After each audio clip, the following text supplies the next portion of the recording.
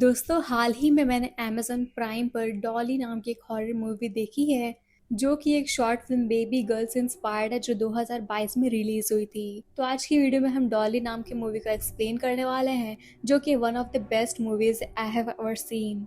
तो आज की वीडियो में हम डॉली फिल्म की कहानी को समझेंगे। सो वीडियो शुरू करने से पहले एज यूजुअल मैं आपको रिक्वेस्ट करूंगी, अगर आपको वीडियो पसंद आती है तो प्लीज़ एक लाइक और चैनल को सब्सक्राइब ज़रूर कीजिएगा एंड हो सके तो कमेंट पर हमें बता दीजिएगा कि आपको वीडियो कैसी लगी। इससे हमें मोटिवेशन मिलती है। सो बिना किसी देरी के चलते हैं मूवी की तरफ। तो फिल्म की शुरुआत में हमें स्क्रीन पर एक पोयम दिखाई जाती है। अब दोस्तों ये लाइंस आखिर कहना क्या चाहती है, इसके बारे में हम वीडियो के थियोरी सेक्शन में बात करेंगे। फिलहाल हमें एक लेडी की झलक दिखाई जाती है जिसके घर में बहुत सारी डॉल्स होती हैं। वो लेडी काफी अजीब तरीके से बिहेव कर रही होती है, जैसे कि वो बहुत परेशान हो। साथ ही पूरे घर में मक्खियां भी भिन भिना रही होती है।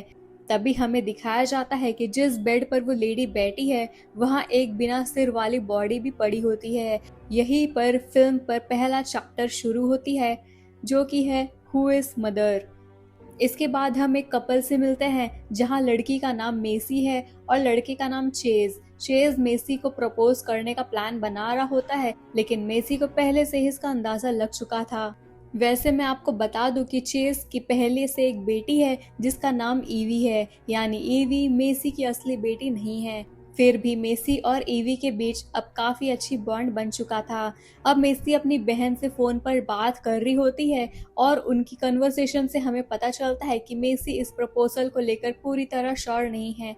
ऐसा इसलिए क्योंकि उसे डर है कि वो ईवी के लिए एक अच्छी स्टेप मदर बन नहीं पाएगी। उसका खुद का अपनी स्टेप मदर से के साथ अच्छी रिलेशन नहीं है। मेसी के बहन उसे समझाती है कि चेज एक अच्छा इंसान है, इसलिए उसे रिजेक्ट नहीं करना चाहिए। वही दूसरी तरफ चेज खुद इस प्रपोजल को लेकर काफी नर्वस था और वो मेसी को प्रपोज करने के लिए सिग्नल माउंटेन ओवरलुक की तरफ ले जा रहा था, जो बेसिकली एक हाइकिंग स्पॉट है।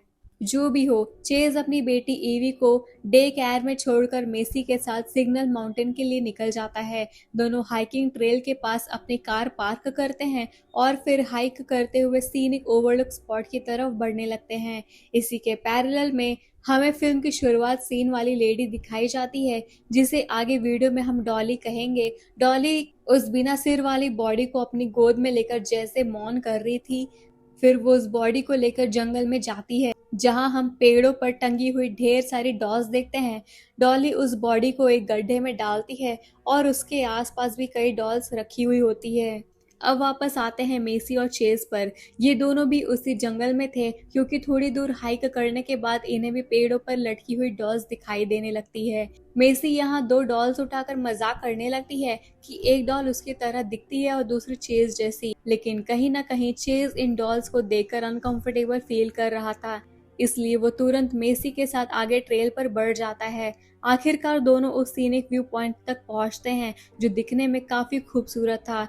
चेज बताता है कि वो बचपन में अक्सर यहाँ आया करता था। वो मेसी की फोटोज लेता है और खुद को प्रपोज करने के लिए मेंटली प्रिपेयर कर रहा था, लेकिन तभी पैरेलल में डॉली जंगल के अंदर एक टॉय में म्यूजिक चला देती है और उसकी आवाज कहीं ना कहीं चेज तक पहुंचती है। अब चेज पहले से ही प्रपोजल को लेकर नर्वस था, इसलिए वो कहता है कि पहले पता करते हैं कि ये आवाज कहाँ से आ रही है।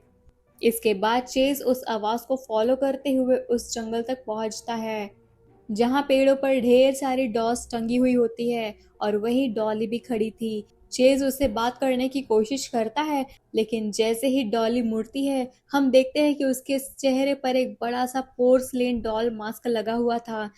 डॉली अचानक अजीब तरह से अपने कान बंद कर लेती है और बहुत वियर्ड मूवमेंट्स करने लगती है। फिर अचानक वो चेज का गला पकड़कर उसे हवा में उठा लेती है। इसके बाद वो उसे नीचे गिराती है और अपने शोवल से उसके पैर गहरी चोट पहुंचाती है, लेकिन बात यही खत्म नहीं होती। डॉली उसी शोवल से चेज के चेहरे पर हमला कर देती है। यहीं पर चैप्टर 1 खत्म हो जाता है। अब चैप्टर 2 शुरू होता है, डॉटर। यहाँ मेसी चेज को ढूंढते हुए जंगल में आती है और उसकी मुलाकात भी डॉली से हो जाती है। मेसी देखती है कि चेज पूरी तरह घायल हालत में पड़ा हुआ है। डर और पैनिक में मेसी भागकर सीनिक पॉइंट तक पहुंचती है। वहां वह चेज के बैग से रिंग निकालती है क्योंकि वो इमोशनल हो चुकी थी। आखिर चेज उसे प्रपोज करने वाला था, लेकिन यहाँ सब कुछ उल्टा हो गया था। मेसी बैग से एक छोटी नाइफ भी अपने पास रख लेती है। तभी डॉली उसके पीछे आकर उसके बालों को छूने लगती है। इससे घबरा कर मेसी हेल्प के लिए चिल्लाते हुए भागती है, लेकिन कुछ दूर भागने के बाद वो गिर जाती है और उसकी गिरने की वजह से वो बेहोश हो जाती है। जब मेसी को होश आता है तो उसके सामने डॉल खड़ी थी। डॉली उसे उठाकर अजीब तरीके से टच करने लगती है। डर के मारे मेसी तुरंत नाइफ से डॉली की कमर पर हमला कर देती है। गुस्से में डॉली मेसी को भी चेस की तरह हवा में उठा लेती है। हालांकि इस बार वो मेसी को खत्म नहीं करती। इसके बजाय मेसी के बेहोश होने के बाद डॉली उसे अपने कंधे पर उठाकर अपने घर ले आती है। डॉली का घर उसी जंगल के बीचों बीच था। घर काफी पुराना था और पूरी तरह क्रीपी डॉल हाउस जैसा दिख रहा था। यहीं पर चैप्टर 2 खत्म होता है। अब चैप्टर 3 शुरू होता है, होम। यहाँ मेसी को होश आता है और वो नोटिस करती है कि उसके कपड़े बदले हुए गए थे। अब उसने पे अब उसने ऐसी ड्रेस पहनी हुई थी जो किसी डॉल या छोटे बच्चों की ड्रेस जैसी लग रही थी। इतना ही नहीं, उसे एक बच्चे वाला क्रैडल में सुलाया गया था। मेसी तुरंत आसपास का माहौल चेक करती है और उसे पता चलता है कि कमरे का दरवाजा लॉक्ड है। पूरे घर में हर तरफ डॉल्स ही डॉल्स थी। तभी उसे बगल वाले कमरे से किसी आदमी का आवाज सुनाई देती है, जो सीधे मेसी को ही पुकार रहा था। असल में उस आदमी का नाम टैबी था। और वो मेसी को बताता है कि डॉली के कान बहुत तेज है। वो घर के किसी भी कोने से छोटी सी आवाज भी सुन सकती है। इसलिए अगर मेसी को यहाँ से निकलना है तो उसे डॉली के रूल्स के हिसाब से बिहेव करना होगा और सही मौका देकर बचना होगा। टैबी बताता है कि बाहर निकलने के लिए एक बड़ी सिल्वर की जरूरत पड़ेगी, जिसे डॉली ने इसी घर में कहीं छिपा कर रखा था। उसी की से घर का रास्ता खुल सकता है। तभी अचानक मेसी के कमरे का दरवाजा खुलता है और बाहर से एक क्रैडल अंदर पुश किया जाता है, जिसमें एक डॉल रखी हुई थी। मेसी उस क्रैडल को वापस बाहर धकेल देती है, लेकिन कुछ सेकंड के बाद वही क्रैडल फिर से अंदर आता है और इस बार डॉल का चेहरा बुरी तरह टूटा हुआ था। इसके तुरंत बाद डॉली अजीब तरीके से ताली बजाते हुए कमरे में आती है और उसे देखकर मेसी डर जाती है। डॉली उसे उठाकर नीचे ले जाती है, जहां वो मेसी को टेबल पर लिटाकर डायपर पहनाने लगती है। मेसी कहती है कि उसे इसकी जरूरत नहीं है, लेकिन डॉली उसकी एक नहीं सुनती। वो मेसी को साफ करके डायपर पहनाती है और यहाँ तक कि उसके मुंह में बच्चों वाला पेसिफायर भी डाल देती है। मेसी ज्यादा विरोध नहीं करती, क्योंकि उसे समझ आ चुका था कि डॉली इंसानों से कई गुना ज्यादा ताकतवर है और वो पल भर में उसे नुकसान पहुंचा सकती है। दूसरी तरफ जंगल में चेस को होश आता है। जी हाँ दोस्तों, चेज अभी भी जिंदा था। वो खड़े होने की कोशिश करता है, लेकिन उसका पैर बुरी तरह घायल हो चुका था। दर्द की वजह से वो फिर से गिरकर बेहोश हो जाता है। कुछ देर बाद उसे दोबारा होश आता है और इस बार वो रेंगते हुए जंगल में आगे बढ़ता है। अब वापस आते हैं डॉली पर। वो मेसी को चेयर पर बैठाकर उसके घाव पर बैंडेज लगाती है। अगर मेसी रेजिस्ट करती तो डॉली उठाकर उसे डराने लगती थी। इसके बाद डॉली अपने कमर से वही नाइफ निकालती है जिससे मेसी ने उस पर हमला किया था। नाइफ निकालने के बाद डॉली खुद भी कमजोर और घायल दिखने लगती है और फ्लोर पर बैठ जाती है। मेसी इसी मौके का फायदा उठाती है। वो पहले खुद को चेयर से आजाद करती है और फिर घर से बाहर निकलने का रास्ता ढूंढने लगती है, लेकिन मेन डोर और नीचे की विंडो सिर्फ लॉक्ड ही नहीं थी, बल्कि लकड़ियों से पूरी तरह बंद भी कर दी गई थी। मेसी सोच ही रही थी कि आखिरकार वो भागे कैसे, तभी डॉली अचानक उसे पकड़ लेती है और उसे पनिश करने लगती है। वो मेसी को वैसे डांटती है और मारती है जैसे कोई छोटे बच्चे को सजा देता है। डर के मारे मेसी भी बार बार सॉरी बोलने लगती है, बिल्कुल किसी डरे हुए बच्चे की तरह। वही डॉली फिर से अपने कानों पर हाथ रखती है, जैसे किसी आवाज ने उसे इरिटेट कर दिया हो। इसके बाद डॉली मेसी को वापस चेयर पर बैठाकर उसे खाना खिलाने लगती है, ठीक वैसे ही जैसे कोई माँ अपनी छोटी बच्ची को खिलाती है। लेकिन खाना इतना खराब था कि मेसी उसे तुरंत थूक देती है। इस पर डॉली बच्चों वाली फीडिंग बॉटल लेकर आती है और मेसी को जबरदस्ती उसे दूध पिलाने लगती है। मेसी मजबूरी में पीती तो है लेकिन फिर से बाहर सब निकाल देती है।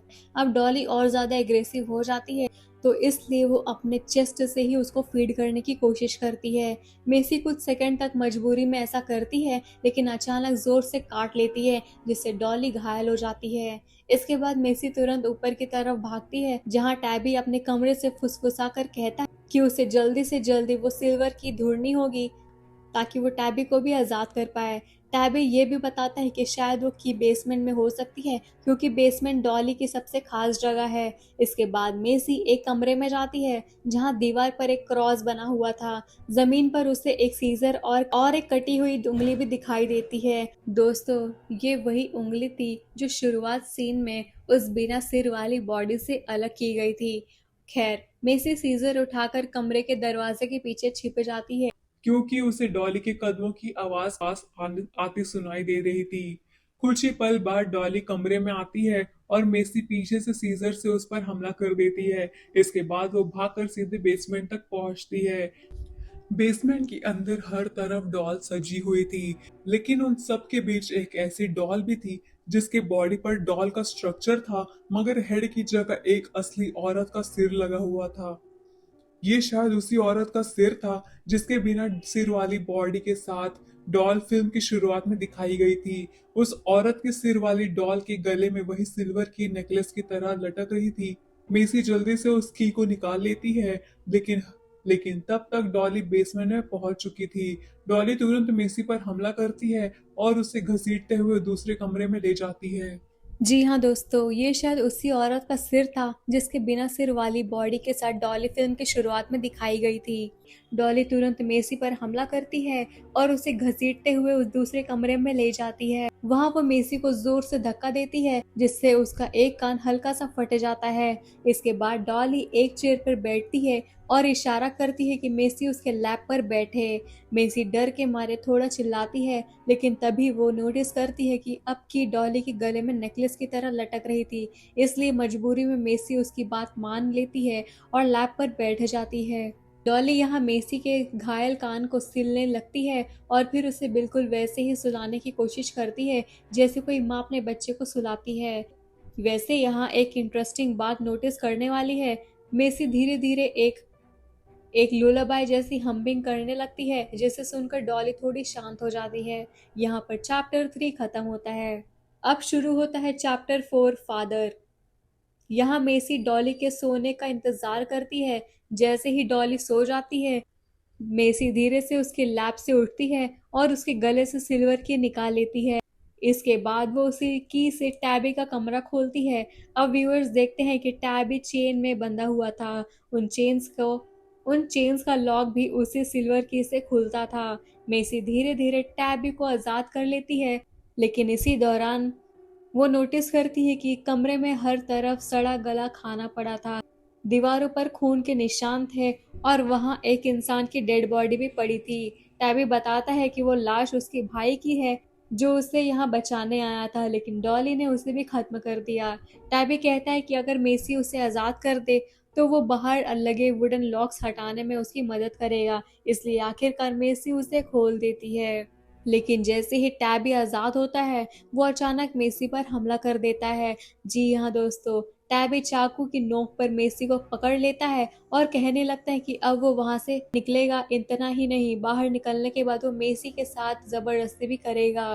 टैबी के हिसाब से डॉली कभी नहीं चाहेगी कि मेसी को कोई नुकसान पहुंचे क्योंकि डॉली उसे अपनी प्लेथिंग या बच्चे की तरह मानती है।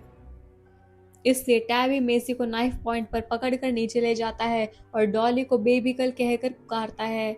और दोस्तों, इस सीन से ये साफ हो जाता है कि टैबी कोई नहीं बल्कि डॉली का पिता था। वही शुरुआत में दिखाई गई बिना सिर वाली औरत शायद डॉली की माँ थी। अब जब टैबी मेसी को चोट पहुंचाने की कोशिश करता है, तभी आखिरकार डॉली बाहर आ जाती है। टैबी मेसी को हॉस्टेज बनाकर डॉली से मेन डोर खुलवाने लगता है और डॉली डरते हुए उसकी बात मान लेती है क्योंकि डॉली नहीं चाहती थी कि टैबी मेसी को हर्ट करे। आखिर वो मेसी को अपने डॉली अपने बच्चे की तरह ट्रीट करती थी। लेकिन डोर खुलने के बाद टैबी शोवल उठाकर डॉली पर हमला कर देता है। वो कहने लगता है कि डॉली को उसे बाकी लोगों की तरह खत्म करके दफना देना चाहिए था। टैबी चिल्लाते हुए कहता है कि यह मेरा घर है। तभी मेसी पीछे से उस पर नाइफ से हमला कर देती है। हालांकि इस अटैक से टैबी को ज्यादा फर्क नहीं पड़ता, उल्टा वो और भड़क जाता है और मेसी को मारने के लिए आगे बढ़ता है। लेकिन तभी अचानक डॉली अपने पिता टैबे पर टूट पड़ती है, और हम पहले ही देख चुके हैं कि डॉली में इंसानों से कई ज्यादा ताकत थी। ऐसे में वो टैबी का दिल बाहर निकाल देती है और फिर शोवल से उसे खत्म कर देती है। अब टैबी मर चुका था, जो आखिरकार डॉली का अपना पिता था। इसलिए डॉली पूरी तरह इमोशनल ब्रेकडाउन में चली जाती है। वो गुस्से और दर्द में मेसी पर हमला करने लगती है। मेसी लगातार कहते रहती है कि उसने तो टैबी से बचने में उसकी मदद की थी, लेकिन डॉली अब किसी की भी बात सुनने के लिए तैयार नहीं थी। उसका बिहेवियर फिर से पूरी तरह अनस्टेबल हो चुका था और इस मोमेंट पर ऐसा लग रहा था कि शायद अब वो मेसी को खत्म कर देगी। लेकिन तभी मेसी चालाकी से डॉली को मॉमी कहकर बुलाती है, और ये सुनते ही डॉली अचानक रुक जाती है। मेसी उसे कहती है आई लव यू मॉमी, और ये सुनकर डॉली पूरी तरह शांत हो जाती है। उसी समय बाहर घायल हालत में शेज रेंगते हुए उस घर तक पहुंच चुका था और लगातार मेसी का नाम पुकार रहा था। मेसी जैसे ही उसकी आवाज सुनती है, वो तुरंत ऊपर वाले खिड़की तोड़कर नीचे कूद जाती है ताकि चेज तक पहुंच सके। यहाँ पर चैप्टर 4 खत्म हो जाता है।